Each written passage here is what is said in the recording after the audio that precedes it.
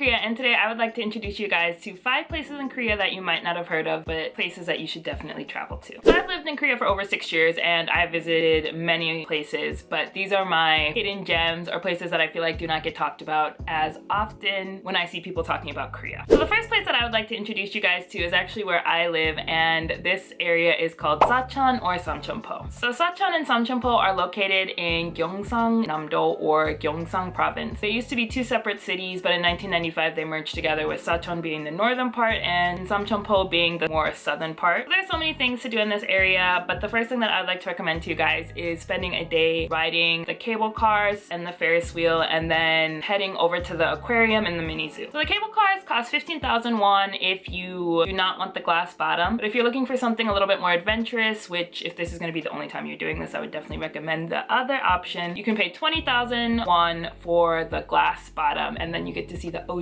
and get that kind of scary feeling like, oh my goodness, what if this falls out of the sky? So I would recommend doing that one. The cable cars are about 1.5 miles long, which currently is the longest cable car ride you can take in Korea, and it offers views of both the ocean and the mountains, and it takes about 25 minutes if you were to ride it all the way through without getting off. But I would definitely recommend getting off. There are 2 places where you can get off the cable cars. First place where you will be able to get off on the cable cars is a place where you will be able to see viewpoints of the ocean, and then you can also ride the Ferris wheel or the carousel, and then it's also located right next to the aquarium in the mini zoo. And the second place that you can get off goes into the mountains, which is a very, very cool thing, especially if it's a foggy day. It really feels like you're going into a different reality, and once you get off at that stop, you then can walk up some stairs and you'll have a viewpoint of the mountains. So the Ferris wheel costs 7,000 won to ride, and it might seem very similar to the cable car, but for me it was a totally different experience. And also, if you're into taking pictures, it was a great photo zone, and I'm very happy that I did it. So located right next to the Ferris wheel is a mini zoo, and it's actually a lot bigger than I was expecting, and it only costs 5,000 won to go in. So for that price, I felt like I got a good experience. They even had the cutest little baby monkey, and it had a lot more animals than I thought I would get to see. The aquarium, which is right next to the mini zoo, costs 27,000 won to go into for adults. When I went to the aquarium in 2022, it was still pretty new. It's recently built, so they're still adding more fish and more exhibits and things. So when I went, I felt like there wasn't a bunch to see, but I feel like as the years keep going on, they're gonna keep adding more and more. And I did still have fun while going. And also, if you do the cable cars and the aquarium together, you can get a bundle deal. Another amazing thing to do in Samcheonpo is to visit Mangsan Gongwon. This park is absolutely gorgeous during all seasons, but my favorite season to go is during springtime, especially during the cherry blossom season, which is usually around the end of March to the beginning of April. My favorite thing about this park was you literally got the whole park to yourself. There were not many people there, even during cherry blossom season, which is a very busy season in Korea for people to be out and taking pictures. There was nobody there. And whenever I visit places in Korea for cherry blossom tourism, it's always so busy and so crowded. You can't even get a good picture without there being so many people in your background. But here, I could get the perfect picture. It had the best view, and in my personal opinion, it was the prettiest place that I've seen the cherry blossoms in all 6 years that I've been in Korea. So I was super happy about that. Also at this park, you have a beautiful view of the ports in Samcheonpo and also all the boats passing by. And you can even see Samcheonpo Daekyo, which is the bridge in Samcheonpo, which is very beautiful during the day, but even more spectacular at night when they turn on all the lights, and it's just gorgeous. So there are so many things to do in Samcheonpo and Sacheon that I cannot name them all, but some of the things that I want to highlight are this area has beautiful beaches, pensions, a movie theater with an ocean view, which was gorgeous, an air show that will take place this year between November 4th and 5th, and they also have Sacheon Fortress, which is another beautiful place to visit during cherry blossom season. Okay, the second place that I would like to recommend to you guys is called Namhae. Namhae is also located in Gyeongsang province and is about a 40-minute drive from Samcheonpo. So if you're staying in Samcheonpo for maybe a 3-day weekend or a little bit longer of a vacation, you could just get a pension here, and then you could travel to Namhae too. This area is also very well known for its pool pensions, and one of the ones that I stayed at that I really liked was called Infinity South Ocean Pool Villa. And walking into this villa, it felt like I was a celebrity. I felt like I didn't deserve to be there.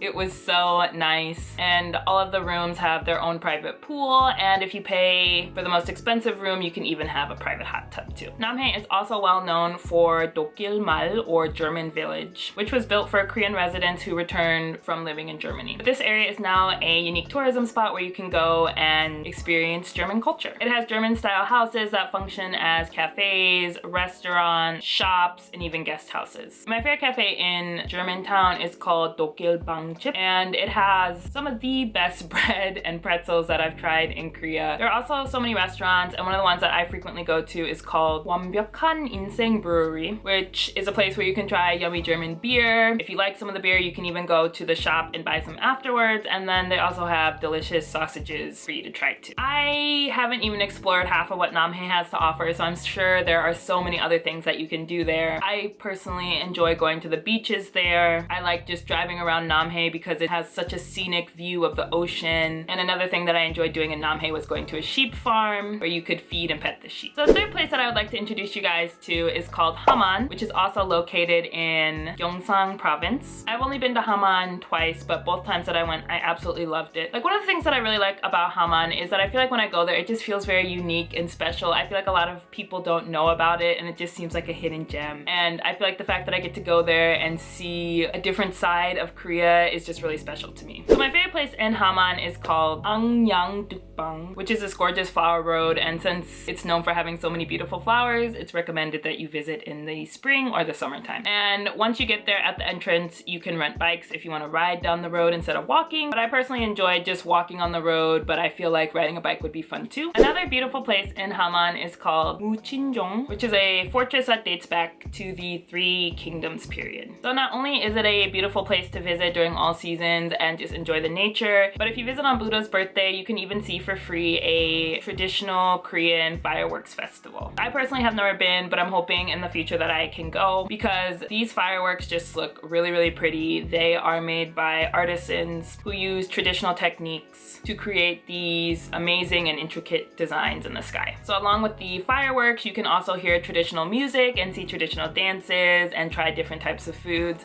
So I feel like it would be a very unique festival to go to. So like I said, I've only been to Haman twice, so I can't recommend a ton of things to do there, but from what I have seen online, it seems like there is much more to do, and I would love to keep exploring Haman. The fourth place that I would like to recommend to you guys is called Jinju. So Jinju, I feel like, is a little bit more popular. You might have heard of Jinju. Sadly, I have not gotten to explore Jinju as much as I would like to, but I'm hoping in the future to go there more often since it's pretty close to where I live. So Jinju is also located in the Gyeongsang province, and it is a beautiful historic city. Just arriving at the train station, which looks like a fortress, I already feel like I'm stepping into history when I go there. So one of the things that I would like to recommend in Jinju is Jinju Arboretum, which is a nice place to go and just see all the nature, look at the beautiful trees, have a picnic. If you have kids, go and enjoy playing with your kids at the Arboretum. It's just a really beautiful place. And the second place that I would like to recommend in Jinju is what Jinju is known for, which is Jinju-song or Jinju Fortress, which also dates back to the Three Kingdoms period. So the fortress is huge, and every time I go, I feel like I find something new there or see something new that I didn't even notice was there the last time I went. So you can literally spend hours walking around this fortress. They even have a museum if you're getting tired of being outside where you can learn more about the history of the fortress. For me, this fortress is beautiful during all seasons, but Jinju is really well known for the Lantern Festival that they have at the fortress. So the Lantern Festival dates back to the 1500s when Korea was in a war with Japan, and the Korean army used a military strategy to put lanterns in the river to stop the Japanese army from crossing the river. So this festival takes place usually in October, and this year it'll be from October 8th to the 22nd. Depending on what day you go to the festival, you have the opportunity to maybe even experience fireworks. The day that I went, I didn't get to see that, but for me, this festival was one of the best experiences that I've had in Korea. The lanterns that are floating along the river, as well as the ones that are located inside the fortress, are just mesmerizing. Along the river, you can see traditional dances, you can buy tons of different foods, and I've just never seen so many different types of lanterns, and so my expectations were just exceeded.